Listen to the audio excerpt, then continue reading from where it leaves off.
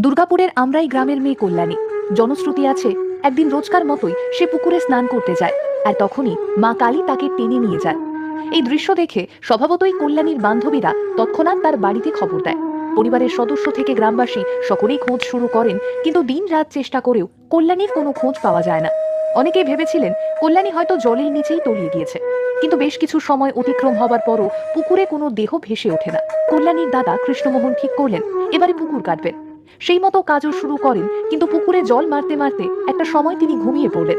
ঠিক তখনই মা তাকে স্বপ্নাদেশ দেন মাকে তার বাড়ির ঈশান কোণে প্রতিষ্ঠা করতে। মা তাকে একথাও বলেন যে তিনি কল্যাণীকে ফিরিয়ে দেবেন। একথার সত্যিই কোনো নড়চড় হয়নি।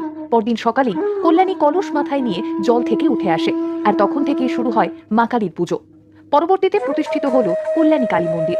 কল্যাণী যে কলস মাথায় নিয়ে উঠে এসেছিল জল থেকে, সেই কলস স্থাপন করা হয় মন্দিরের এক কোণে।